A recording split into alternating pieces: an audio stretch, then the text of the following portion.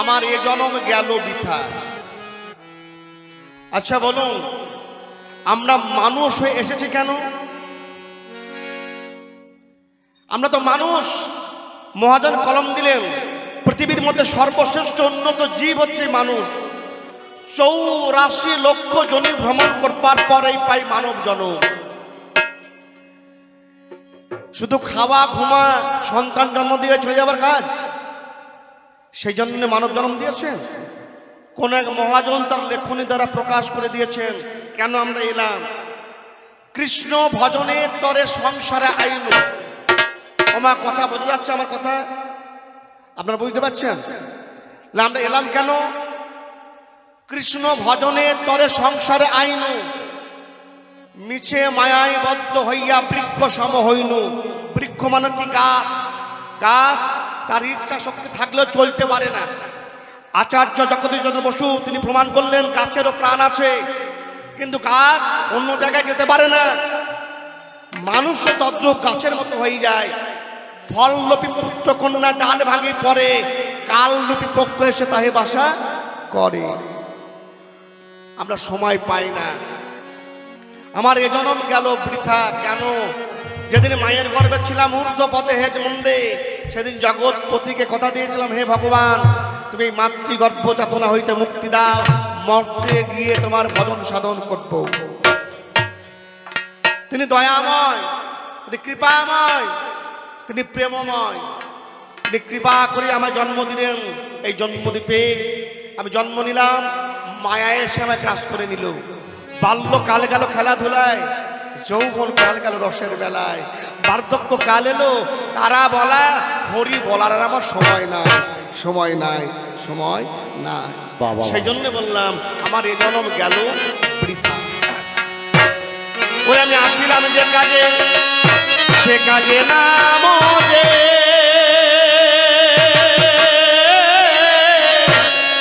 ওরে রং মেখে সং সেজে। আজকে কবি হচ্ছে, এর আগে কীর্তন হয়ে গেছেন এখানে। ধরুন কোন মা কীর্তন শুনবো বলে সকালবেলায় তাড়াতাড়ি উঠে মারুল ছড়ানো দিচ্ছে। আপনারা কি বলেন? আমরা মারুলি বলি বাবা। আপনাদের কোনো নাম আছে নাকি আলাদা? এখন ভাবছে ভালো বৌমা এনেছি, কলিযুগের বৌমা, শিক্ষিত বৌমা।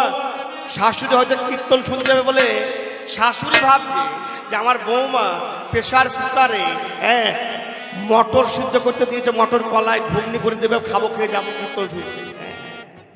শাশুড়ি মা তাড়াতাড়ি মারুলে দিচ্ছে, এদিকে প্রেসার কুকার সিটি পড়ছে করে। অনেকক্ষণ হয়ে গেল, 2-3বার সিটি পড়ে গেল। শাশুড়ি মাদের কি ব্যাপার, বৌমাকে ঘরে নাই। ছুটে গিয়ে দেখছে কোথায় রান্না করে প্রেসার কুকার, কোথায় গ্যাস, কিছুই নাই, ওভেনও নাই। ও গিয়ে বৌমা যে ঘরে আছে সে ঘরে গিয়েছে। যে বৌমা আমার সকালে উঠে আয়নার সামনে দাঁড়িয়ে হিমানি, গাবানি, ঠোঁট পালিশ, মুখ পালিশ নিচে করছে। শেষে করছে কি একটা বডি স্প্রে। শাশুড়ি ভাবছে প্রেসার কুকারে সিটি পড়ছে, আর এদিকে বৌমা বডি স্প্রে। সেজন্য বলছি ওই আমি আসিলাম যে কাজে, সে কাজে নাম যে ওরে রং মেখে সং সেজে হলাম অভিনেতা।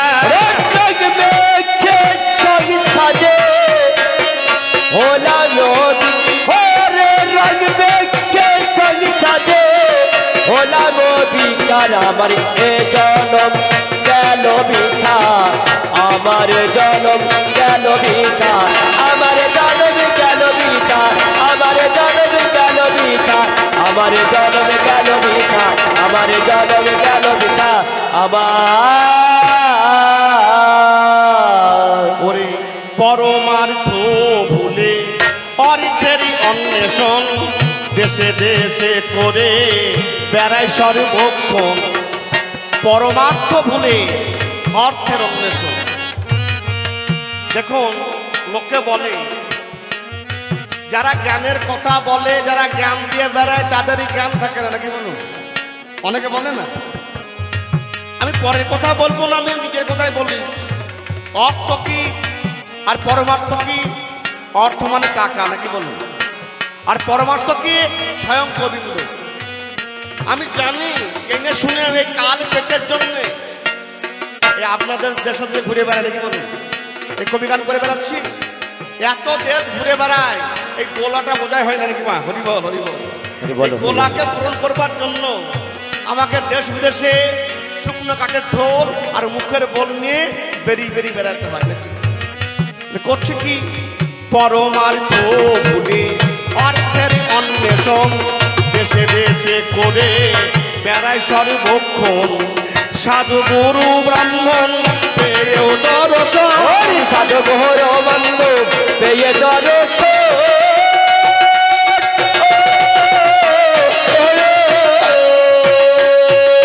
ও বাবা আসতে হারমোনিয়াম আসতে। যেদিনে মায়ের গর্ভে ছিলাম সেদিন এই গর্ভের মাথা ছিল নিচের দিকে আর পা ছিল উপরের দিকে, জায়গা ছিল উল্টো। আর আমি যে সোজা দেশে এলাম, সোজা হয়ে দাঁড়ালাম, আমার কর্মগুলো হয়ে গেল উল্টো, না? কেন? সাধু গুরু বৈষ্ণব পিতা মাতা দাদুকে দেখে এক দণ্ডের জন্য এই মাথাটা আমরা নিচু করতে পারি। কি বলুন? একটু কাল পিছিয়ে যান, স্কুলে মাস্টার মশাই তো কলিযুগে মান সম্মানই নাই, আছে? মাস্টার মশাই যাচ্ছে, কোনো ছাত্র সাইকেলে ধরে যাচ্ছে, মাস্টারকে দেখলে আগে নেমে প্রণাম করতে। কি এখন আছে? এখন নাই। ধরুন কোনো এখন বর্তমান বেকার ছেলের শেষ নাই, MA pass BA pass degree লাভ করেছে, তাদের ডিগ্রি বেড়েছে, ডিগ্রিটা বেড়েছে, কিন্তু জ্ঞান বাড়েনি। কেন? হাতে সিগারেট নিয়েছে, আগুন নাই। দাদুকে বলছো, দাদু আগুনটা দাও না, সিগারেট ধরায়, নাকি বলুন? আর এক এক যুগের মানুষ যারা কাকা বাবা জ্যাঠা দাদুকে দেখে ভয় করতো, নাকি সিগারেট দেখলে লুকাতো। খুব চিন্তা করবেন, আমি সোজা দেশে এসে আমার কর্মগুলি হয়ে গেল উল্টো। সেই জন্য বলছি সাধু গুরু ব্রাহ্মণ পেয়েও দর্শন, সাধু গুরু ব্রাহ্মণ পেয়ে দর্শন।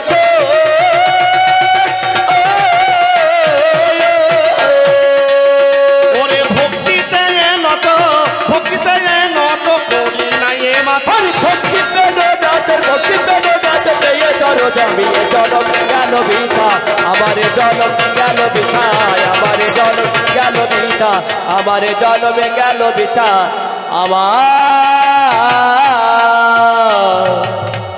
ঠিক এই ভাবের মোহনায় দাঁড়িয়ে কোনো এক ভক্ত বলছেন, তাহলে কি আমাদের মানব জনম বৃথা যাবে? আমাদেরকে আসা যাওয়া সার হবে? মানুষের মধ্যে উত্তম মানুষ আছে, মুক্ত মানুষ আছে, তারা সাধু মহাপুরুষ। কে? তুলসীদাস বললেন, বাবারে মুক্তি আছে কি করে? ঔষধটা কি? এই কলিযুগে একমাত্র ঔষধ হরিনাম। কৃষ্ণ ভজন বিনা ওরে মনুয়া আখের মুখামে पास जाएगी। मुट्ठी बांधकर दुनिया आई थी और हाथ पर सर का दुनिया से जाएगी। তুলসীদাস তিনি বললেন, আমরা যখন এসেছি ধনী কিংবা গরিব যে গর্বে আসি না কেন, ছেলে কিংবা মেয়ে মুঠো বেঁধে আসি কেন? ভগবানের দেওয়া এক হাতে রুজি আর এক হাতে পরমায়ু থাকে। এই রুজি আর পরমায়ু যতদিন থাকবে, বোম মারুক গুলি মারুক, আমি মরবো না। কেন?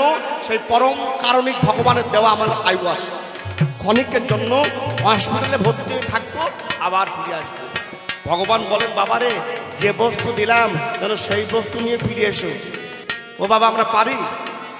আসি মুঠো বেঁধে আর যাই মুঠো ছেড়ে দিয়ে। সেই জন্য মহাজন বললেন, মুঠি বাঁধকার দুনিয়া में आए थी আর হাত পা সারকা দুনিয়া से जाएगी। তাহলে মুক্তি পাবো কি করে? একমাত্র মুক্তির উপায় কৃষ্ণ ভজন কিনা ওরে মনুয়া আখের মুখামে পাস্তায়গি। একবার বাহু তুলে ভক্তগণে তাই গৌরবানন্দ হরি বল, হরি বল, হরি বল, হরি বল, হরি বল, হরি বল, হরি বল। পরিণামের উপায় একমাত্র হরিনাম।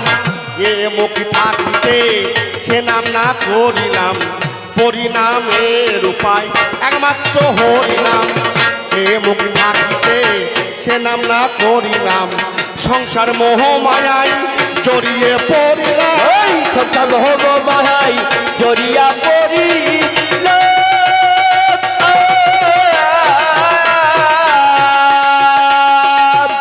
বাবা কানে না শুনিলাম ভাগবত কানে না শুনিলাম ভাবিবান আমার জনমে গেল বেথা আমার জনমে গেল বেথা আমার জনমে গেল বেথা আমার জনমে গেল বেথা আমার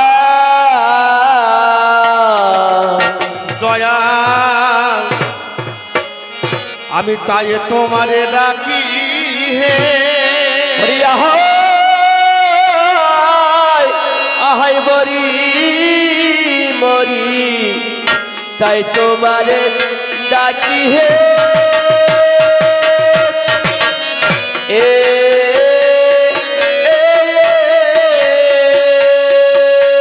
জনম জনম বৃথায় গেল দয়াল তাই তোমারে ডাকি হে আমি অসৎ সঙ্গে মেতে রহিলাম ওরে তাই তোমারে ডাকি হে আমি নিকাঞ্চনে ডুবে রহিলাম আমি তাই তোমারে ডাকি হে নিজ গুণে করব কৃপা তাই তোমারে ডাকি হে তোমায় না চাইতেই অনেক কিছু দিয়েছ দয়া ওরে তাই তোমারে ডাকি হে আবার সময় একটু সময় দিও তাই তোমারে ডাকি হে হরি মনে ডাকতে সময় দিয়ে দাঁড়াই তোমারে ডাকি হে হরি বলে তোমাকে কাজি ওরে তাই তোমারে ডাকি হে জননী জঠরে যেদিন আমি ছিলাম দয়াম দয়াময়ী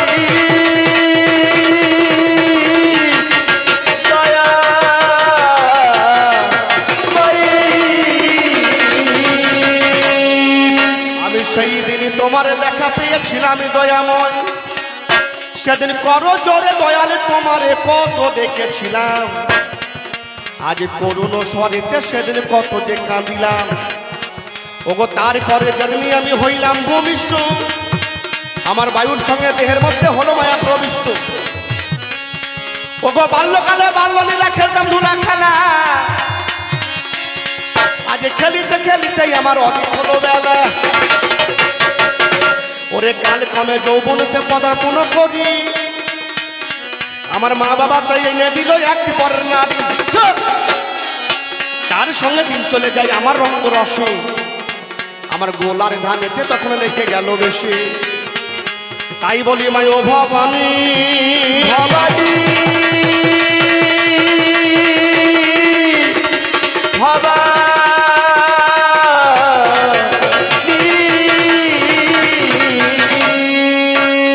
ওগো ওই রাঙা চরণে আমি বড় দুর্গমে পড়েছি দুর্গে ডাকি সেই কারণে ওগো মানব দেহ ধারণ করে ভবের মাঝে এলাম আজ ভজিব বলিয়া চরণ ভজিতে নারিলাম কি হবে মা মম গতি মা অসংকরি আজ 84 জন লক্ষ্য কেবল ঘুরি ফিরি ওগো বড় কৃপা করে আজকে পেয়েছিলাম দেহ রূপা জমি ফসল ফলাতে নারী কি করি মায় আমি চাষ করে দিয়েছিলাম আর দিয়েছি সে রোপণ করেছিলাম তাতে দত্ত বীজ আগে বাকে রেখেছিলাম যত্নে 12 মাস কেন কোদালে নিয়ে দিলাম আপ রূপের ঘাস অঙ্কুর না হতে তাহে বাজি জুটে গেল 6টি সারে জুটে ফুটে ফসল খেয়ে নিল কেমন রাজস্ব দেবো ভাবছি মনে মনে দিতেছি দরখাস্ত খালি ওই রাঙা চর যেন মঞ্জুর করো মা মঞ্জুর করো মা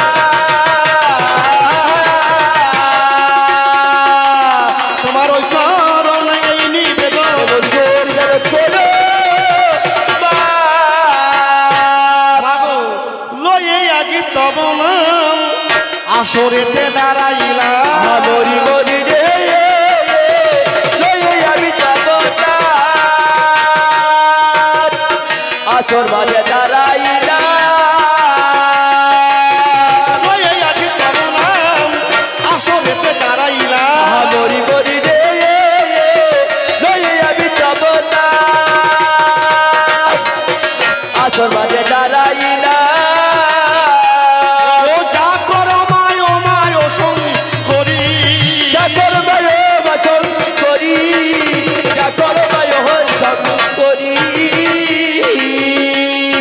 তোমার নামে ভাষায় কাব্য তরি, আমি তোমার নামে ভাষায় কাব্য তরি, তোমার নামে ভাষায় কাব্য তরি, আমি তোমার নামে ভাষায় কাব্য তরি, দেখো জননী ডোবে না তরি, তোমার নামে ভাষায় কাব্য তরি, দেখো নামে গুরু ডোবে না তরি, তোমার নামে।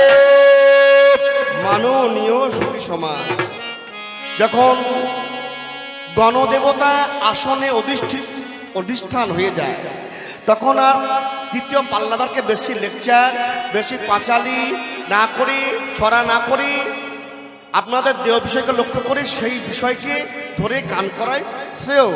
তাই এইখানে আমার মাইকা বন্দনা রীতিরেখা টেনে দিয়ে এবার আপনি নাদের হবে কবি গান। চিরানা চিরানা চিরানা শুনবেন কেন বা?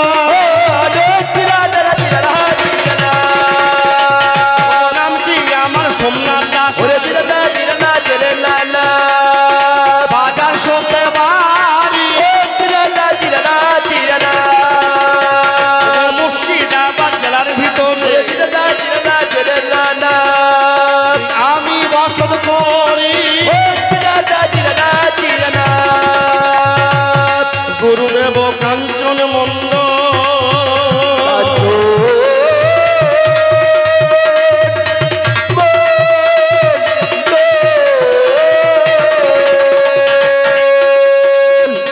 আমি জানাই ও ঠিকানা, তাহার পরমে প্রণাম জানাই গো দেখুন না।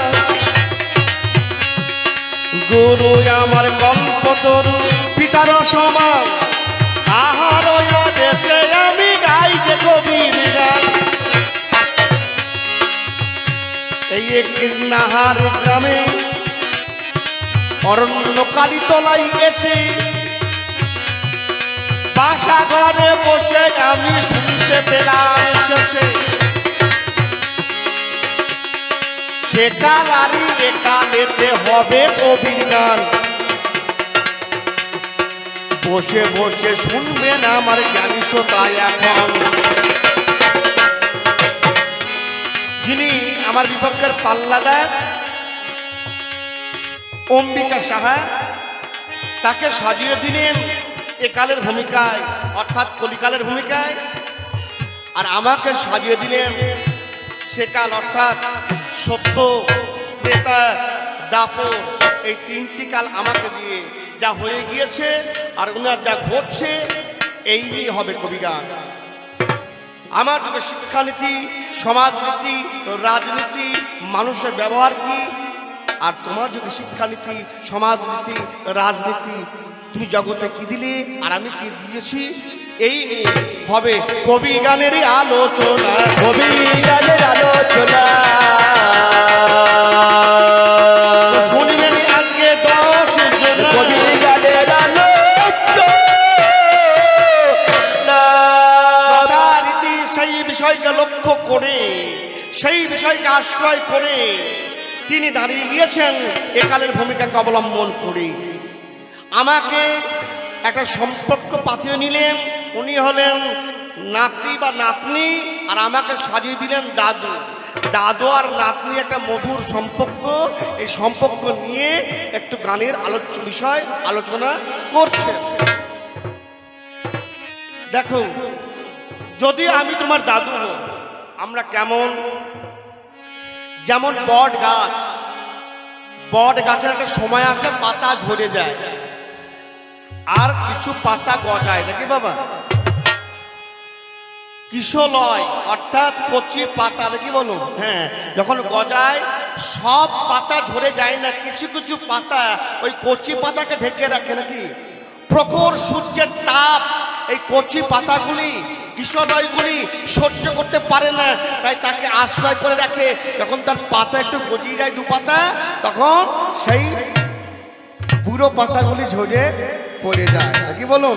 আমরা ঠিক সেই রকম তোমাদেরকে আশ্রয় করে রেখে সুন্দর করে ফুটিয়ে দিয়ে আমরা নিজে আজকে ঝরিয়ে যাব রে, নিজে আজকে ঝরে যাব রে, বলে জানা আজকে কবিরা সরে আজকে ঝরে যাব রে।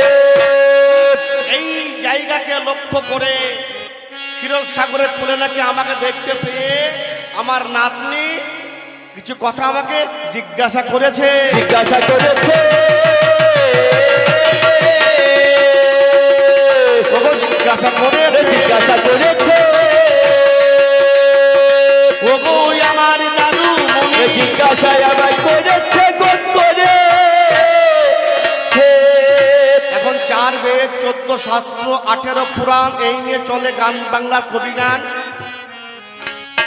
আদি কবি বাল্মীকিকে লক্ষ্য করে সেই মহাকাব্যকে ধরে তিনি কিছু জিজ্ঞাসা করেছে। জিজ্ঞাসা করেছে,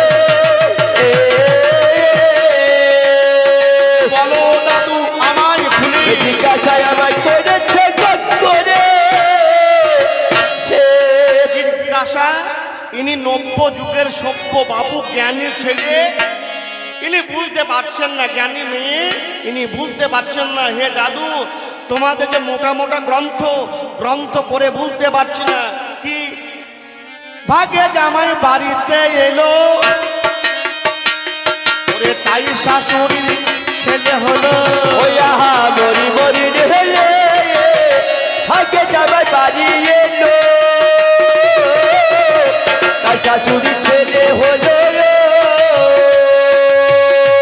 উনি কথা বলছে কিন্তু ইংলিয়ে ভিঙ্গি আকার ইঙ্গিতে উনি আমাকে হেয় জ্ঞান করছে। দাদু, সেকালের দাদু তুমি ক্ষমতা ছিল না সন্তান জন্ম দেওয়ার? সেকালের ভগ্নিপতিকে তারা বাবা বলবে, বাবা বলবে, কিছু মনে করবেন না। এখন এর অল্প বুদ্ধি তো। দেখবেন আমাদের দেশটা মুর্শিদাবাদে বন্যায় মাটির বাড়ি একটাও নাই, কিন্তু আপনাদের বীরভূম জেলায় কিছু কিছু জায়গায় দেখেছি পোঙা পাকা ঘর আছে। হরিবল করবেন না, গ্রাম বাংলায় বলে, মানে কথাটা প্রবাদ বাক্য বলে যে পেছন দিকটা পাকার ওপর দিকটা মাটি নাকি। আমার পিসিমার বাড়ি বহারা, তো ওখানে এখনো সেই মাটির বাড়ি আছে, নিচেটা পাকা আর ওপরটা মাটি। মানে প্রবাদ বাক্য গ্রাম বাংলায় বলে হ্যাঁ পেছন পাকা ঘর নাকি বলছেন। তাই আমার এই নাতনিটা একটু পেছন পাকা হয়েছে, পাকা হয়েছে, পেছন পাকা হয়েছে, পাকা হয়েছে। অর্থ সে আজ বোঝে না রে। পেছন পাকা হয়েছে গপ হয়েছে। আচ্ছা ধরুন এখন হয়েছে কি, যার নাম রামচন্দ্র, তার মা 3টি, কৈকেয়ী, কৌশল্যা আর সুমিত্রা। বাবা দশরথ, বহুদিন সন্তানাদি হয়নি, রামচন্দ্রের জন্ম হয়নি। এখন ভাগ্যে জামাই বাড়ি, জামাইটা কি করে হলো? কোন কোন শাস্ত্রে বলছে কৌশল্যার একটা মেয়ে ছিল, নাম তার শান্তা লোমবাদ, হ্যাঁ বলে একটা বন্ধু, তাকে কিন্তু এই মেয়েটাকে দান করা হয়েছিল। এই মেয়েটি ছিল, এই লোমবাদ বললেন, হে দশরথ, তোমার অনেক দিন এই রাজ্যে অনাবৃষ্টি, সন্তান হচ্ছে না, একজন ঋষি আছে, ওই ঋষিকে নিয়ে এসে যদি যজ্ঞ করতে পারো তোমার কিছু হলেও হতে পারে। ভাইরে, তোদের যুগে ঋষিও নাই, কিছু মনে করবে না, ঠাকুর মশাই রাগ করবেন না। এ যুগে ঠাকুর মশাই ধর্মও নাই, এ যুগে সাধুও নাই, হ্যাঁ সব, হ্যাঁ সকালে বেলায় হরি হরি আর রাতের বেলায় মুরগি চুরি, মনে করবেন না। আমার যুগে ঋষি কেমন তোমাকে প্রমাণে জানাবো,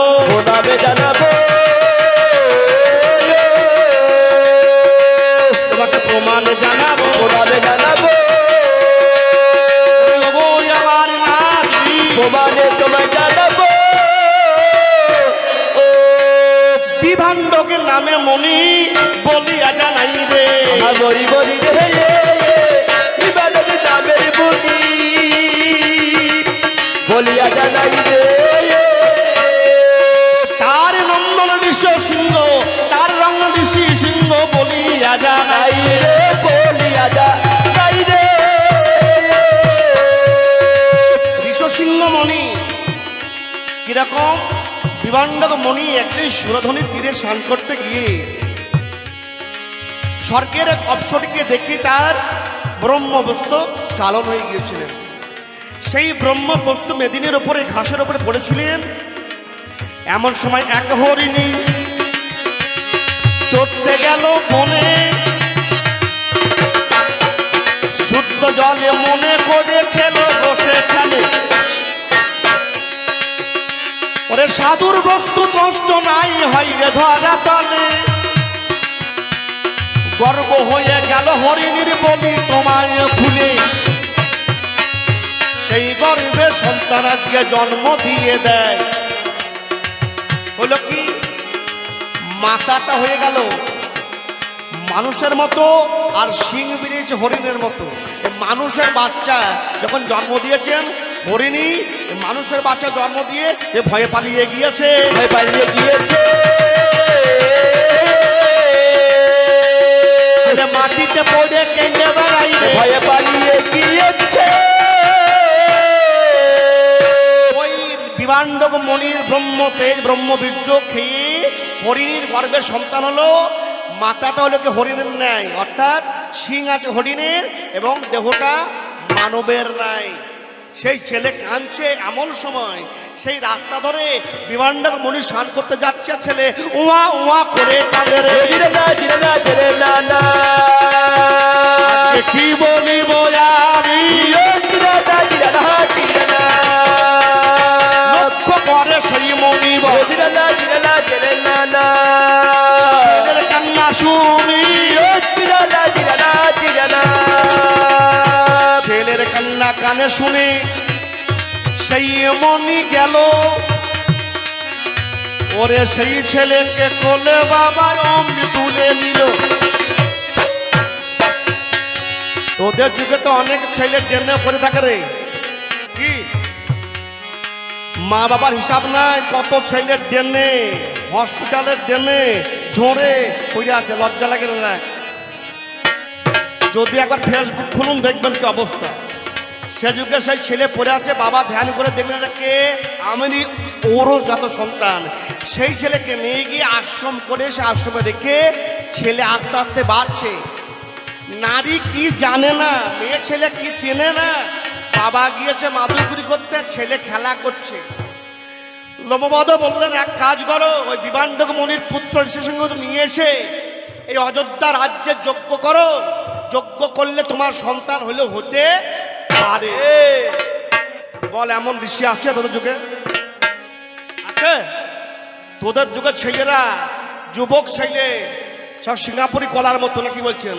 ফোন ঘেটে ঘেটে মেরুদণ্ড সব বেঁকা হয়ে গিয়েছে, মেরুদণ্ড সব বেঁকা হয়ে গিয়েছে, মেরুদণ্ড সব বেঁকা হয়ে গিয়েছে, মেরুদণ্ড সব বেঁকা হয়ে গিয়েছে। আমি বলে জানাই আজকে কবির গানে, মেরুদণ্ড সব বেঁকা হয়ে গিয়ে কি কথা ভুল বলছি? সব সময় ফোনে এই মেরুদণ্ডটা কি হচ্ছে, বেঁকে যাচ্ছে না? হ্যাঁ, মেরুদণ্ডহীন কাঠের রমণী অপরূপ সুন্দর। আমি কিন্তু ঢেকে ঢেকে বলছি, খুলে বলতে পারছি না। হ্যাঁ, আমি তো সেকালের লোক। হ্যাঁ, কাঠের রমণী দেখে কামের বিকার। এরা কাঠের অপরূপ রমণী দেখলে এদের গুলি না টিপতে ওরে ফায়ার হয়ে যায় রে, ফায়ার হয়ে যায় রে। তোদের যুগের ঋষিদের সঙ্গে আমার যুগের ঋষিদের তুলনা দেখ। এমন একটা ছেলে যে মেয়ে ছেলে কি চেনে না, জানে না। তা দশরথ বলছে কি করে ওই ঋষিকে আনা যায়? বলে এক কাজ করো, 12 নারী অর্থাৎ বেশ্যা যাকে বলা হয়, যারা সেকালকার রক্ষিতা রাজাতে ছিলেন, বলে এক কাজ করো, তোমরা নৌকায় করে গিয়ে সেই বনে গিয়ে ছেলেটাকে ভুলিয়ে ভালিয়ে নিয়ে এসো। অপরূপ সুন্দরী নারীরা নৌকায় চড়ে একদিন গেল। ঋষি বিবান্ডক ছিলেন না, সেই সুযোগ পেয়ে সেই নারী গুলি চলে গেল। সেই ছেলের কাছে প্রথম দিন গিয়ে ভালো ফলমূল হাতে দিয়ে ছেলেকে ভুলিয়েছে, ছেলেকে ভুলিয়ে কোলে বসিয়েছে, কোলে বসিয়ে বুকের কাপড় খুলে দিয়েছে। মেয়ে ছেলে কি জীবনে ও দেখে নাই। ওরে মেয়ের বুকে হাত বোলাইছে, বলাইছে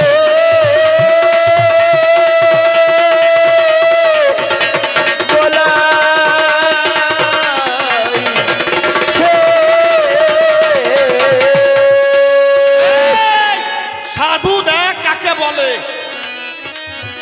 যুবক ছেলে একটা যুবতীর কোলে বসে আছে, পয় ধরে হাত দিচ্ছে, কাম নাই। আর তোদের যুগে ছেলেদের বলতে লজ্জা লাগে। কি ঠাকুর মশাই কি ভুল বলছি নাকি? ঋষি সিংহ মণি এমন মণি, কোনো কামের বিকার নাই। পয় ধরে নেগেছে যে খেলা করে ভাই, ওরে নিজের বুকে হাত দিয়ে দেখে ছেলে তাই। কি আমার তো নাই, হ্যাঁ ভুলে গিয়েছে, বাবা চলে আসবে বলে মেয়ে ছেলেকে ফেলে দিয়ে পালিয়ে এলো সেদিন। পরের দিন আবার গিয়ে সেই ছেলেকে ভুলিয়ে ভালিয়ে নৌকায় চাপিয়ে নিয়ে এলো কোথায়? অযোধ্যা রাজ্যে নিয়ে এসে বলে কাজ করো, তুমি যজ্ঞ করো। সেই ছেলে যজ্ঞ করলেন, সেই যজ্ঞে পরমান্ন যাকে আমরা পায়েস বলি, হরিবল পায়েস উঠলো চরু। সেই চরুটাকে বললো তিন নানীকে ভাগ করে দাও, এই তিন নানী যদি খায় এই চরুতে সন্তান বাবা জন্ম নেবে রে, সন্তানের বাবা জন্ম নেবে রে। বলে জানা আজকে কবির গানে সন্তান বাবা জন্ম নেবে। বিবান্ডক মুনি জানতে পেরে রেখে যাবে বলে লম্বদ ঋষি করলেন কি, সেই শান্তার সঙ্গে এই ছেলের বিবাহ দিলেন এবং বসবাস করার যোগ্য দিলেন। তখন বিবান্ড মুনির রাগ পড়ে গিয়ে আশীর্বাদ করেছিলেন, আর যদি এই কাজ না করত বিবান্ডক মুনি অভিসম্পদ দিতেন।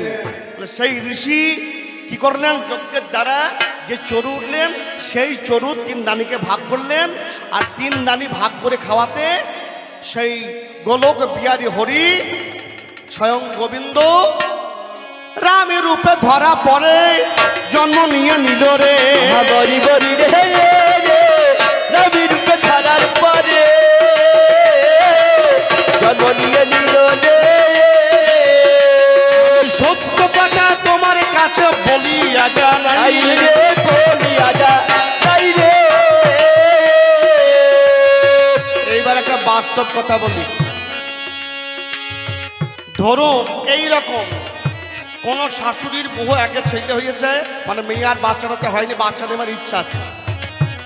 যদি জামাই MBBS ডাক্তার হয় আর সেই জামাইকে দেখিয়ে যদি সেই শাশুড়ির ছেলে হয়, তাতে ক্ষতি কি? তাতে ক্ষতি কি? তাতে ক্ষতি কি? তাতে ক্ষতি কি? কি কোনো ক্ষতি আছে? কোনো ক্ষতি আছে? মহাজন লেখছে ভাগ্যে জামাই বাড়িতে এলো তাই শাশুড়ি সন্তান হইল। যদি জামাই MBBS ডাক্তার হয়, পারদর্শী হয়, তাকে যদি ওষুধ খাই সন্তান হয়। আচ্ছা বলুন, এরকম অনেক মা আছে ডাক্তার দেখে সন্তান হয়েছে কলিযুগে, তাহলে বলুন ডাক্তারকে বাবা বলবে না? যার ফসল যার জমি সে মালিক হবে, বলুন কোনটা হবে? যদি আমার গিন্নি কাটোয়ার সিদ্ধেশ্বর গুপ্তকে দেখিয়ে যদি তার সন্তান হয়, তা সিদ্ধেশ্বর গুপ্তকে বাবা বলবে না আমাকে আবার বাবা বলবে রে? আমাকে আবার বাবা বলবে রে। কি কথাটা হ্যাঁ না দিতে হবে আপনাদেরকে, বিচারটা আপনাদের কাছে হবে। তাহলে জমি যার ফসল তার, তাহলে জামাই যদি MBBS ডাক্তার হয় আর যদি সে ঔষধ খেয়ে শাশুড়ির সন্তান হয়, তা সেই ছেলেকে জামাই বাবুকে বাবা বলবে রে? জামাই বাবুকে বাবা বলবে রে। বলো তুই বিচার করি। জামাই বাবুকে বাবা বলবে রে। কথা বুঝিয়ে সুঝে বলতে হয়। ঠিক। হ্যাঁ, এবার জিজ্ঞেস করছে বলো রাম পূর্ণচন্দ্র ভগবান, লক্ষণ ঠাকুর আর ভরত শত্রুঘ্ন এরা কুকুর নাকি হইল রে? কুকুর নাকি হইল রে? কি অভিরুচি, কি মুখের ভাষা! লোকে যাকে ভগবান মর্যাদা পুরুষোত্তম রাম বলে সম্বোধন করে, আর তোর যা শিক্ষার যুগ কলিযুগের ছেলে কুকুর বলে ভগবানকে সম্বোধন করছো, আমার লজ্জা কি লাগে না? লজ্জা কি লাগে না? লজ্জা কি লাগে? লজ্জা কি লাগে না? ওই আমার না তুমি গো, লজ্জা কি তোমার লাগে না? তবে তোমার বোঝার ভুল আছে। এখন এর মতো এক নাতনি খুব শিক্ষিত, সেকালে ডাক্তাররা শিশিতে গোলা ঔষধ দিত নাকি? গোলা ঔষধ কারা কারা খেয়েছেন হাত তুলুন একবার। গোলা ওষুধ শিশিতে, হ্যাঁ অনেকে খেয়েছেন না? দিয়ে কাগজের দাগ দেওয়া থাকতো না, হ্যাঁ, দিয়ে বাড়ি গিয়ে বলতো এই ওষুধটা একটু ঝাঁকিয়ে খাবেন, কি বলছেন? এখন এর মধ্যে এক শিক্ষিতা নাতনি, ওর ঠাকুমার বয়স হয়েছে, এখন ডাক্তারে বলে শোনো এই যে গোলা দাগ দেখছো, দাগ নম্বরে গিয়ে ওই ওষুধটাকে ঝাঁকিয়ে ঠাকুমাকে খাইয়ে দেবে। এখন এ মনে করছে কি ঠাকুমাকে ঝাঁকিয়ে ওষুধটাকে খাই, বাহ, এসে ঠাকুমাকে ধরে আচ্ছাকে ঝাঁকিয়ে দিয়েছে, দিয়ে ওষুধ খাওয়াইছে। ঠাকুমা কি ওর পটল ডাঙায় চলে গিয়েছে, পটল ডাঙায় চলে গিয়েছে, তোমার যা বুদ্ধি বাবা, পটল ডাঙায় চলে গিয়েছে। আচ্ছা বলুন, আমি ব্যক্তিগত সোমনাথ দাস, আমি একা কবিয়াল পূর্ণ? বিচারটা আপনাদের কাছে। কবিগান যুক্তি তর্কে দিয়ে ভাষণ করতে হয়, কবিগান পরিবেশন যার যেমন ভান্ডে আছে জানা। আমি সোমনাথ দাস একা পূর্ণ কবিয়াল? যদি এই ঢোল না থাকে, যদি এই হারমোনিয়ামটা না থাকে, যদি এই জুড়িদার না থাকে, আমি পূর্ণ হতে পারবো? পারবো না। আমি কি গানে সুরে স্বরে পূর্ণ? ইনি ঢোল বাদকে পূর্ণ, ইনি হারমোনিয়াম দোহারে পূর্ণ, ইনি জুড়ি বাজিয়ে পূর্ণ। এক একজন এক এক গুণে পূর্ণ নাকি? আর এই চারজনকে মিলে আমি পূর্ণ বাবা কবি আলগো, পূর্ণ বাবা কবি আলগো। রাম পূর্ণচন্দ্র ভগবান, লক্ষণ ঠাকুর, হ্যাঁ, ভরত ভক্তিতে পূর্ণ, হরিবল। পৃথিবীর বুকে দেখিয়েছেন লক্ষণ কি? দাদার কাছে গিয়ে দাদা তুমি ফিরে চলো, আমার রাজ্যের দরকার নাই। বলো ভাই, পিতা স্বর্গ পিতা ধর্ম পিতা হি পরমং তপ, পিতরি পিতামা পুণ্যে প্রিয়ন্তে সর্বদেবতা। পিতা আমার কাছে দেবতা তুল্য, পিতাকে কথা দিয়েছি আমি 14 বছর বনবাস করে ফিরে যাব। যদি আমি ফিরে যাই মহা অপরাধী হব, আমি ফিরে যাব না। এই যে বাকি ব্রহ্ম কর্তব্য পালন নাম ধর্ম, আর কলিযুগে কজনা কর্তব্য বাবা পালন করে রে, কর্তব্য বাবা পালন করে রে। বাবা রে, কিছু মনে করবেন না, কলিযুগে একটা ভালো ফ্যাশন বেরিয়েছে, কি বলুন দেখি, হ্যাপি বার্থডে নাকি গো? আমি ভালো জানি না। এখন ছেলে মেয়েরা জন্মদিন হ্যাপি বার্থডে করছিস, কর, কোনো ব্যাপার নাই। এখন আমাদের আর্য ঋষির কৃষ্টি, যেটা আমাদের সনাতন ধর্মের কৃষ্টি, সেটা ভুলে যাচ্ছে এখনকার আধুনিক শিক্ষাবিদ যারা, তারা কেন এখন কেক কাটছে? কেকটা কোন জাতির, কোন বর্ণের? খ্রিস্টান ধর্মের। আমরা কোন ধর্মের? আর্য ঋষির, আমরা সনাতন ধর্মের। আমাদের কর্তব্য কি? গোবিন্দ সেবায় পরমান্ন রান্না করে গোবিন্দ সেবায় দিয়ে সেই পরমান্ন ছেলের মুখে তুলে দাও নাকি? এটা না করে ওই ডিমে দেওয়া একটা কি বলবো হ্যাপি বার্থডে করছে, করিয়ে মা বাবার নিমন্ত্রণ নাই, মা বাবা তো সিঁড়ির তলায় পড়ে আর বড় কুটুমকে ডাকছে, ওরে শাশুড়ি শ্বশুরকে নিমন্ত্রণ করে রে, শাশুড়ি শ্বশুরকে নিমন্ত্রণ করে রে। বলে জানাই আজকে কবির গানে, শাশুড়ি শ্বশুরকে নিমন্ত্রণ করে রে। ভাতৃপ্রীতি কেমন দেখো। বলো দাদা তুমি যদি না যাও, তোমার চরণের খরম দুটি আমার হাতে তুলে দাও, আমি মাথায় করে নিয়ে গিয়ে রাজ সিংহাসনে উপবেশন করিয়ে আমি দ্বারে বসে ওই অযোধ্যা রাজ্য চালাবো দাদা। বলো এই রকম কলিযুগে কজন ভাই আছে দেখা? কজন ভাই আছে দেখা? কজন ভাই আজকে আছে দেখাও না? কজন ভাই আজকে আছে দেখাও না? এখন ভাইয়ের বইলে কখন যে হাড়ি ভেঙে আলাদা করে ঠিক না নাকি বলছি?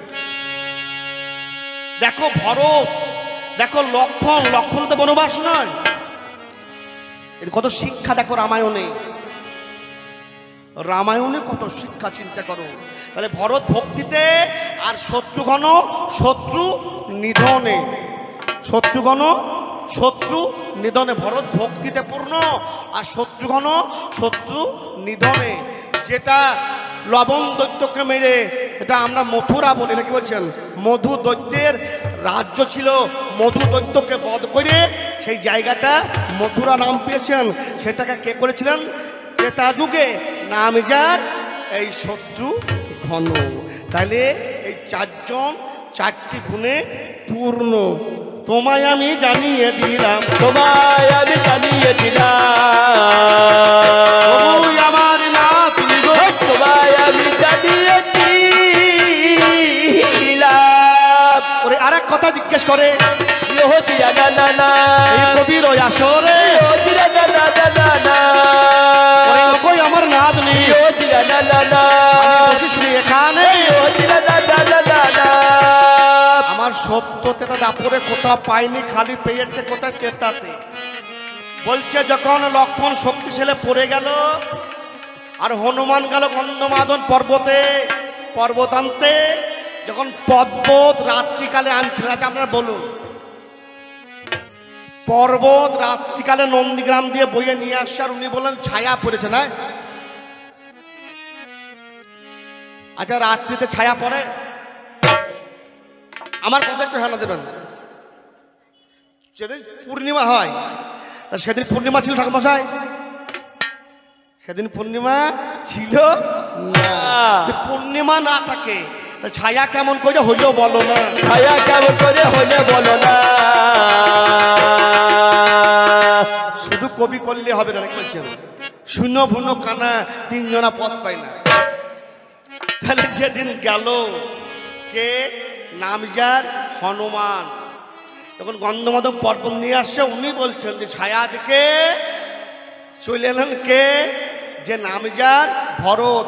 ৮০ মন বাটল মেলো নাকি বলছেন? ৮০ মন বাটল। তাহলে ওনার প্রশ্নটা এই জায়গায়, ৮০ মন যদি বাটল হয় যে কর্মকার করেছিল তার আপদটা কত বড় হবে। তুমি তো বুঝতে পারছো না। কিছু মনে করবেন না, আপনাদের এখানে সার্কাস খেলা হয়। আগের যুগে মেয়েদেরকে এত স্বাধীনতা দেওয়া ছিল না। কতগুলো এর মতো মেয়ে সার্কাস দিতে কাটোয়ার ওয়াইএমএ ময়দানে।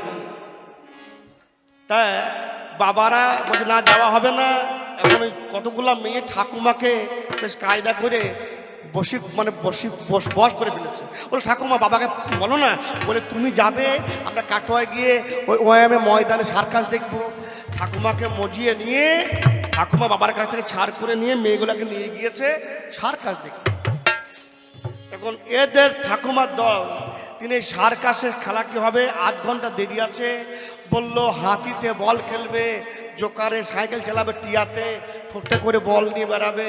ওই যে ছবিগুলো আছে দেখুন, ঠাকুমার টিকিট কিনে ছবিগুলো দেখেছে, দেখে বলছে বাবা তুই টিকিটটা ফিরিয়ে নেবে কেন?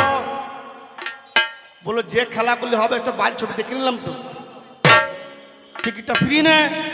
বলে ও ঠাকুমা তোমার বয়স কত হইলো? বলে 60 বছর হয়ে গেল। বলে আপনার জ্ঞান হইল না গো। কেন? বলে বাইরে যে ছবিগুলো ওই খেলায় হবে, কিন্তু ওরা তো জ্যান্ত নয়, ওরা মরা। আর ভেতরে গিয়ে জ্যান্ত খেলা দেখতে পাবে, জ্যান্ত খেলা দেখতে পাবে, জ্যান্ত খেলা দেখতে পাবে, জ্যান্ত খেলা দেখতে পাবে। রামায়ণ রাম রসায়ন আধ্যাত্মবাদে ৮০ মন বাটো হরিবল, ৮০ মন হরিবল, ৮০ মন। দেখবেন কোনো অতিথি বাড়িতে এলে ৮০ নাকি গো যাই বলে কেউ? কি কেউ যদি ভুলে যাই বলে, বাবা যাই বলতে নাই, বলো ৮০, বলো ৮০, ৮০ মন। কেন? কারণ লক্ষণ যে শক্তিশালী পড়েছে এই ভরত জানতো না। লক্ষণ যে শক্তিশালী পড়েছে ভরত জানতো না।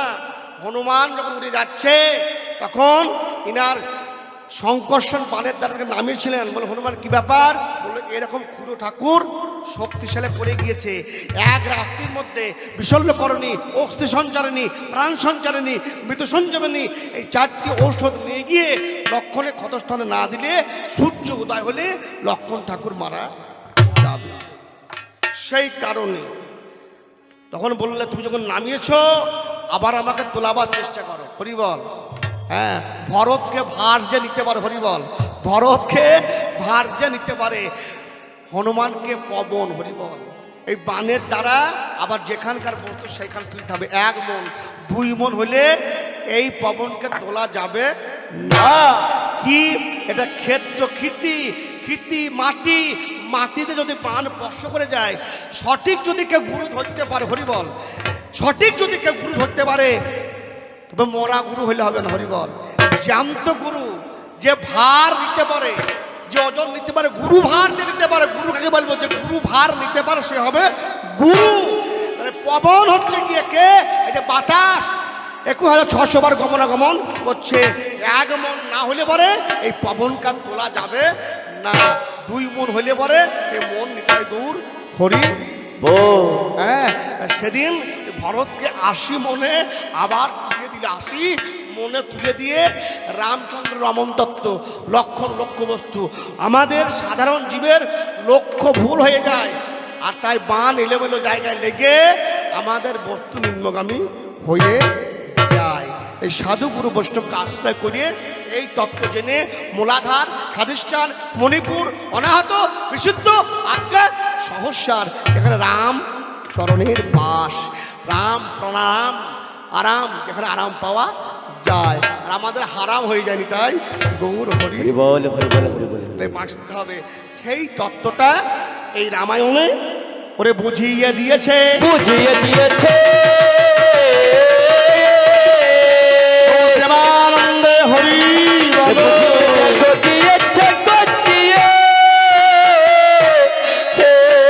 শেষ প্রশ্ন করেছে যে দ্রৌপদীর 5টা স্বামী আর একজনের 10টা স্বামী, নাকি গো? এই 10টা স্বামী হওয়ার কারণ কি? নাম যার প্রচেতা, তুমি শুনে যাও না কানে,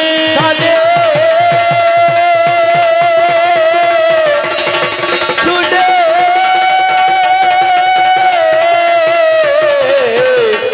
যাও না কানে।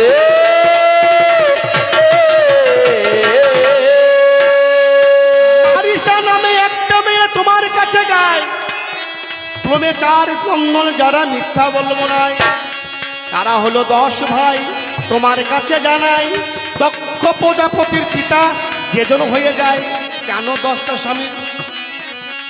সৃষ্টি করবার জন্য বাবা তোমার কাছে জানাই। জানাই গো, জানাই তোমার কাছে। দক্ষ প্রজাপতির পিতা প্রচেতা আর প্রদেশার, এরা 10টা স্বামী। এই প্রচেতার 10টা স্বামী কেন? জীব শিক্ষা কি আছে? সৃষ্টি প্রাককালে যেমন প্রজাপতি জীব সৃষ্টি করছেন, তার আগে তার পিতারা ছিলেন। এটা বিষ্ণু পুরাণের আকাশ, এটা আমার কথা নয়। হ্যাঁ, কেন না? আমি নিজে বিষ্ণু পুরাণে পড়েছি। প্রচেতা, হ্যাঁ, এই 10টা স্বামী, কারণ বিশ্বদেব ব্যাখ্যা করছে কোথায়? বিশ্বদেবে বলে কথা মহাভারতের মাঝে, যখন দ্রৌপদীর 5টা স্বামী বলি আপনাদেরকে, বলো শোনো, দ্রৌপদীর 5 স্বামীকে একটা ইন্দ্র 5 ভাগ হয়েছে। কিরকম? খুব ভালো করে বুঝবেন। একটা ইন্দ্র 5টা ভাগ হয়েছে। 10টা মনের অভিশাপের জন্য ভাগ হয়েছিলেন। কিরকম? ধর্মের কাছে 1 অংশ, পবনের কাছে যেমন 1 অংশ, নাসত্য দয়ের থেকে 2 অংশ, আর ইন্দ্র 1 অংশ ছিলেন। 100 টাকার নোট যেমন 5খানা 20 টাকা করে কি হয়? 100 টাকায় হবে। ইন্দ্র সেরকম, তাই নয়? ইন্দ্র 5 ভাগ হয়েছিলেন। ইন্দ্র 5 ভাগ হয়েছিলেন, আর 5 ভাগ হয়ে ধর্মের কাছে 1 অংশ ছিল, পবনের কাছে 1 অংশ, আর স্বর্গের বৌদ্ধদয়, নাসত্যদয়, তাদের কাছে 2 অংশ, আর ইন্দ্র 1 অংশ। তাহলে 100 টাকার নোট যদি 5টা 20 টাকা হয়, কি হবে?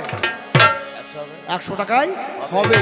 হ্যাঁ, তারা পরবর্তী জন্মতে কুন্তির গর্ভে এসে জন্ম নিয়ে দ্রৌপদীকে বিবাহ করেছিলেন। দ্রৌপদীর আশীর্বাদ অভিশাপ ছিল কে? গাভীর, যে তুমি 5টি স্বামী পাবে। শিবের কাছে প্রার্থনা করেছিলেন পতিং দেহি বলে 5 বার, তাই 5টা। আরও বহু ঘটনা আছে। ঠিক সেই রকম বিষ্ণু পুরাণে বলছে প্রদেশার 10টা স্বামী, গৌতম বংশ প্রাক্ষীর, এবং এরা 10 ভাই। কেন? জগতে সৃষ্টি, প্রজা সৃষ্টি করবার জন্য এই বিবাহের সূচনা। এটা বিষ্ণু পুরাণে লেখা রয়েছে। বিষ্ণু পুরাণে লেখা রয়েছে। আমি বলে জানাই আজকে কবির গানে বিষ্ণু পুরাণে লেখা রয়েছে। আরেকটু পরিষ্কার করে দিচ্ছি আপনাদের বোঝাবার জন্য। যেমন কশ্যপ মুনির 13টা বউ, অদিতি কপিলা দনু ক্ষুদ্রমণি ক্রোধা দয়ানু সিংহে কালী সোধার প্রধা বিম্বর বনিতা 13 জনাকে গণি, আর এই 13 জনাকে করলেন বিয়ে কশ্যপ মহামুনি। তাহলে একই ব্রহ্ম আর 13টা জমি হরিবল প্রজাপতি সৃষ্টি করতে বললেন। কোনো গর্বে দেবতা, কোনো গর্বে অসুর, কোনো গর্বে পাখি, এইগুলি সব সৃষ্টি করেছিলেন জগতের কল্যাণের জন্যে। বিষ্ণু পুরাণের সৃষ্টির প্রাক্কালে এই প্রদেশা আর প্রচেতা গৌতম মুনি বাক্ষীর এই 10 ভাই প্রদেশের সঙ্গে বিয়ে হয়ে জগৎ সৃষ্টি করার জন্য এই বিবাহ করা হয়েছিল। এটা ব্যভিচারে নয়। আর তোমাদের যুগে সব ব্যভিচারে ভরা রে, ব্যভিচারে ভরা রে। বলে জানাই আজকে কবির গানে ব্যভিচারে ভরা রে। যাক, আমার নাতনি যেমন আমাকে গোটা 4টি জিজ্ঞাসা করেছিলেন, এইবার আমিও ওনার চলার পথকে প্রশস্ত করবার জন্য ওনাকেও গোটা 4টি জানবার আমার বাসনা। হে নাতনি, দেখছি তুমি তোমার স্বামীকে নিয়ে তোমার একটা ফুটফুটে বাচ্চা হয়েছে। এই অরণ্য কালীতলায় মন্দির প্রাঙ্গণে ঠাকুর মশাই পূজা করছে, আর তোমার ছেলেও প্রণাম করছে। তুমি ঠাকুর মশাইকে বলছো বা মাকে বলছো, মা যেন আমার ছেলেটা ওরে মানুষের মতো মানুষ হয় গো, মানুষের মতো মানুষ হয় গো, মানুষের মতো মানুষ হয়, মানুষের মতো মানুষ হয় গো। আমি এইটা দেখে থমকে দাঁড়িয়ে গেলাম। একই কলি যুগে শিক্ষিত সমাজ, উন্নত যুগ, উন্নত ভাষা, হে নাতনি তোমাকে পেয়ে এইখানে জিজ্ঞাসা করবো, মানুষের মতো মানুষ হতে বলছো, তাহলে এটা কি মানুষের বাচ্চা নয়? না তোমরা কি মানুষের বাচ্চা নও? তোমরা কি মানুষ হতে পারোনি? মানুষ হতে পারোনি। আমার কথাটা বুঝতে পারছেন তো? ও বলছে মন্দির প্রাঙ্গণে গিয়ে যে আমার ছেলেটা মানুষের মতো মানুষ হোক, নাকি? তোমরা কি মানুষের বাচ্চা নাও? আর তোমার ছেলেকে মানুষ জন্ম দিতে পারোনি? ঠাকুরতলা গিয়ে বলছো মানুষের মতো মানুষ হোক। জানাবে, আমায় শোনাবে, আমায় জানাবে, আমায় শোনাবে।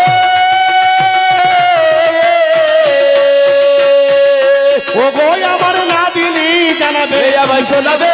ও গো আমার না দিলি জানাবে, তুমি শোনাবে। আর এক কথা তোমার কাছে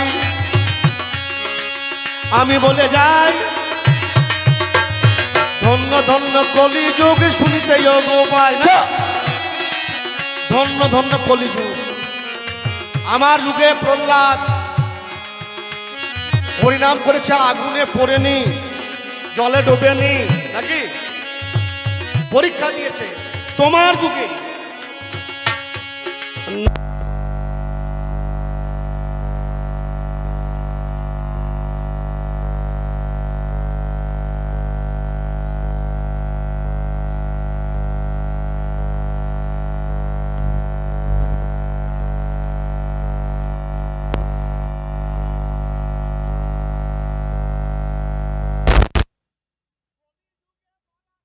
মন্ত্র দিয়েছিল, আরে মন্ত্র পাইয়ে সেই ছেলে হরি বলে ডাকিতে লাগিল। বলো, যিনি মন্ত্র দিলেন তার নামটা কি? আর যে ছেলে, মরা ছেলে জলে ভাসছিল, বেঁচে গেল, সেই ছেলেটা বা কে? তার বর্ধমান জেলায় পাটবাড়ি রয়েছে। পাটবাড়ি রয়েছে। ওরে কলি যুগের ঘটনা বাবা, পাটবাড়ি দেখো রয়েছে। আমার নাম লিখে পেয়েছি, নাতনি বর্ধমান, বর্ধমান বড়মান নাকি বলছি? বড়মান। তাই জানতে চাইলাম, বলো এই বর্ধমান জেলারই ঘটনা। একটা মরা ছেলে জলে ভাসছিল, আর সে ছেলেকে কানে মন্ত্র দিলে ছেলে বেঁচে গেল। মরা ছেলে মন্ত্র পেয়ে কলিযুগে বেঁচে গেল। তা যিনি মন্ত্র দিলেন তার নামটাই বা কি, আর যে ছেলে বাঁচলো তার নামে কি গো? তার নাম কি গো? আমি তোমার কাছে জেনে নেব। তার নামটা দেখো কি গো? আর এক কথা জিজ্ঞাসা করি, রোজিনা না জিনা জেনে না না ও গো নাতিনী, জিনা না জিনা না জিনা না আমার যুগে নামে যার রাম।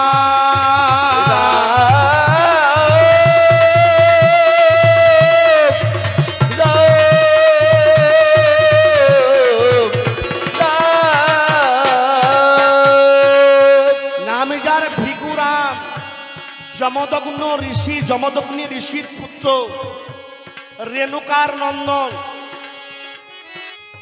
একদিন রেণুকা স্বামীর জন্য জল আনতে গিয়েছে সরোবরে। এক গন্ধর্ব কতগুলি নারী নিয়ে জলে স্নান করছে, তার রূপ লাবণ্য দেখে ভুলে গিয়েছে স্বামী জল চেয়েছে। তার আসতে দেরি হয়েছে বলে স্বামী ধ্যান যোগে জানতে পেরে এমন কঠোর শাস্তি বলল, শোনো রেণুকা, তুমি অনেক আগে জল আনতে গিয়েছো, এত আসতে দেরি হলো কেন? উত্তর দাও। লজ্জায় বলতে পারছে না, মাথা নিচু।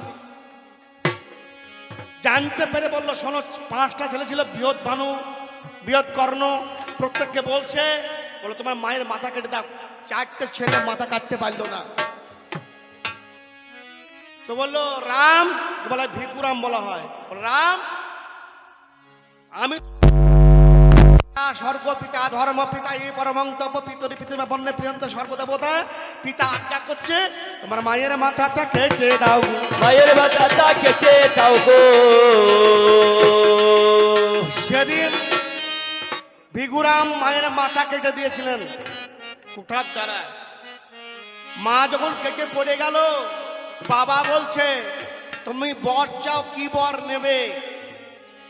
সেই ছেলে বলছে আমাকে এই বর দেন, আমার 5 ভাই পাথর হয়ে গিয়েছে, আর আমার মা মাথা কাটা গিয়েছে, মায়ের জন্য মাথা জোড়া লেগে যাক। আশীর্বাদে আবার কাটা মাথা, কাটা মা, জোড়া লেগে গেল। তোমাকে প্রশ্ন করব, বলো তোমাদের কলিযুগের শিক্ষিত বাবুরা, হ্যাঁ, জওহরলাল নেহরু, হ্যাঁ, আমাদের ভারতবর্ষ, অখণ্ড ভারতবর্ষ, পাকিস্তান, বাংলাদেশ, ভারত এক জায়গায় ছিল।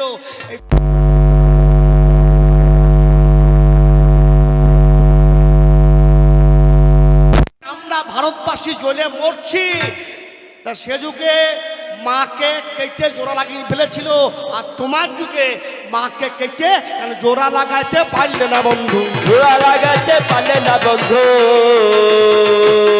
তোমার কাছে জেনে নেব, জোড়া লাগাইতে পারলে না বন্ধু। এ গেল 3 কথা। শেষ কথা, এই কলিযুগকে ত্রিযুগ বলা হয় কেন? আমরা 3টি যুগ, আমার 3টি যুগ, সত্য তেতে দাপক। তোমাকে ত্রিযুগ কেন বলে বলো না? ত্রিযুগ কেন বলে বলো না? তোমার মুখে শুনে নেব, ত্রিযুগ কেন বলে বলো না? প্রশ্নটা কেমন উল্টো হয়ে গেল না নাকি? প্রশ্ন নতুন হতে হবে। না, আমার 3টি যুগ, সত্যতে দাপর, আমার নাম ত্রিযুগ হওয়ার কথা উচিত ছিল। আমার নাম ত্রিযুগ না হয়ে তোমার নাম কলিযুগ। এই কলিযুগকে ত্রিযুগ বলে কেন? আমার জানতে হলো বাসনা। জানতে হলো বাসনা।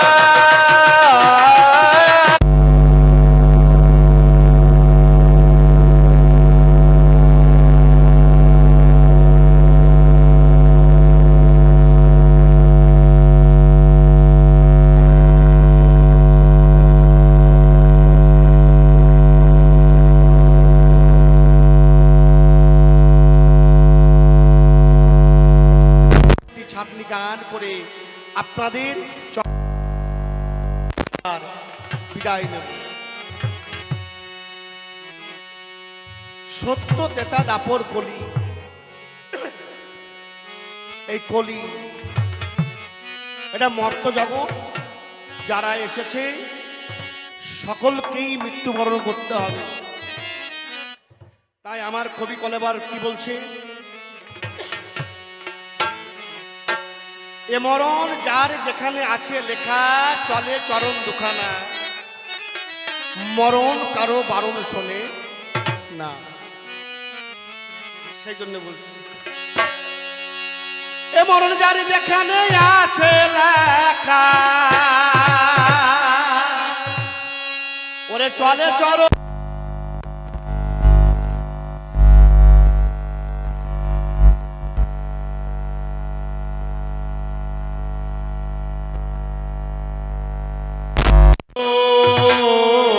শোনে না। এ মরণ যার যেখানে আছে লেখা, ওরে চলে চরণ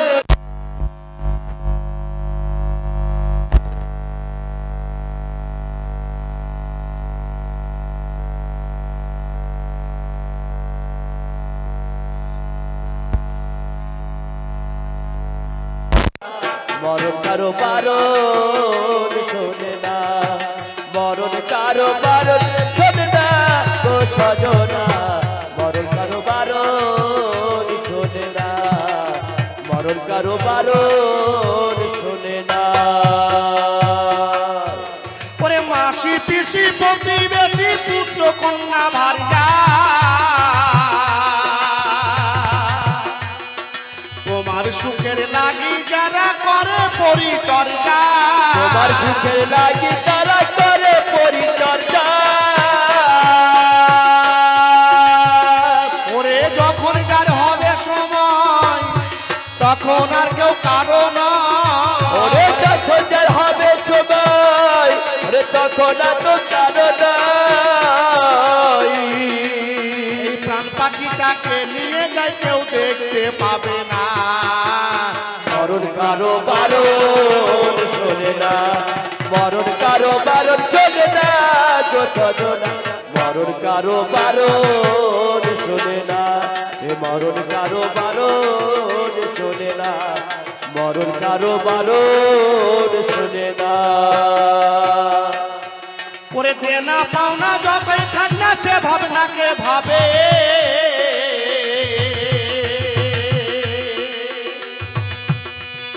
সেই হাকিমের হুকুম হলে সেই দিন যেতে হবে, সেই হাকিমের হুকুম হলে সেই দিন যেতে হবে। মহাজন বলছে ডাক্তার ডাক্তার ডাক্তার নাকি বলুন, যেদিন তার ডাক আসবে এদেশের হাকিম ওঝা ডাক্তার কেউ কিছু করতে পারবে না। হ্যাঁ, একজন ভদ্রলোকের বাড়িতে সেবা শান্তি করছিলাম, চপ্প চোষল লেহ পেহ সেবা দিলেন বাবা। শেষে নিজে দুটো শুকনো রুটি আর কাঁচা লঙ্কা খাচ্ছে। কাকা বাবু আপনার এহেন আচরণ কেন বাবা? তো বলছে ভগবানের মারা দুনিয়ার বা। আমি বললাম কাকা বাবু আপনার কথাটা বুঝতে পারলাম না। তবে সোমনাথ তুমি কবি করে বেড়া, আমার কথাটা বুঝতে পারলেন না? বললেন না, কবি করে বললো বাবা রে, আমার টাকায় আছে, পয়সা আছে, গাড়ি আছে, বাড়ি আছে, সব ভগবান দিয়েছে। ভগবান এক জায়গায় আমাকে মেরে দিয়েছে। বলে কোথায়? আমার সুগার হয়েছে বাবা। আমাকে সব কিছু দিয়েছে, এমন এক জায়গায় মেরে দিয়েছে আমার সুগার হয়ে গিয়েছে। হ্যাঁ, সেই জন্য মহাজন কি বলছেন, ওরে দেনা পাওনা যতই থাক না সে ভাবনাকে ভাবে,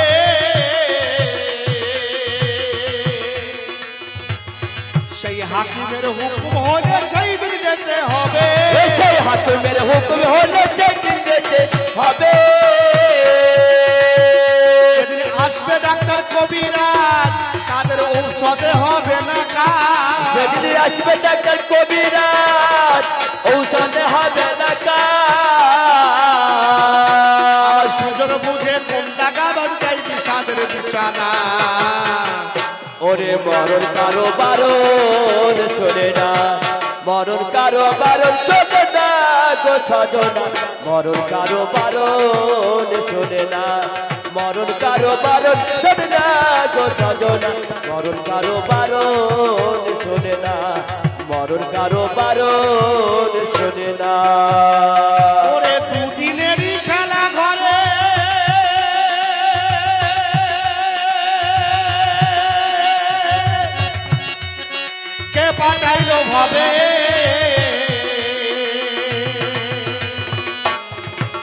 আবার কেন পৃথিবী হতে সে নিয়ে যাবে, আবার কেন পৃথিবী হতে সে নিয়ে যাবে।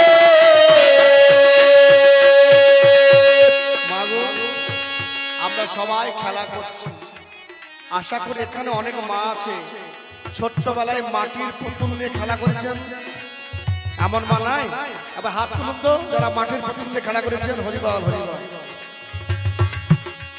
ছেলে তৈরি করেছেন, মেয়ে তৈরি করেছেন, বাসর ঘর। এমন সময় আপনার মা ডাকছো, মা শ্যামলী বাড়ি আয় মা। কোথায় ছেলে, কোথায় মেয়ে, কোথায় বর, কোথায় বধূ, কোথায় বাসর ঘর?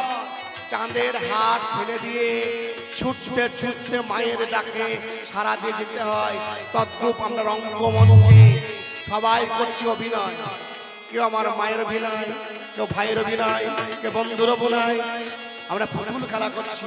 যেদিন আমার নিজের জগৎজননী মা ডাক দেবে, বাবা এবার ফিরে আয়, কোথায় ছেলে, কোথায় মেয়ে, কোথায় বউ, সব কিছু পরিত্যাগ করে দিয়ে একা এসেছো, একা দিতে হবে দুনিয়া থেকে। বলছে ওরে দুদিনেরই খেলা ঘরেতে পাঠাইলো ভবে, আবার কেন পৃথিবী হতে সে নিয়ে যাবে, আবার কেন পৃথিবী হতে সে নিয়ে যাবে। এই আসা যাওয়ার মূলেতে আমি চিনতে পারলাম না তাকে, এই আসা যাওয়ার মূলেতে চিনতে পারলাম না তাকে। গুরু কাঞ্চনে বলে কোথায় থাকে ঠিকার ও গো ঠিকানা। ওরে মরণ কারো বারণ শোনে না, আমার মায়ের একবার হলুদ ধরে বাবার হয়ে ধরে গৌর হরিবল। মরণ কারো বারণ শোনে না, মরণ কারো বারণ শোনে না, শোনে না, মরণ কারো বারণ শোনে না, মরণ কারো বারণ শোনে না, মরণ কারো বারণ শোনে না, মরণ কারো বারণ শোনে না।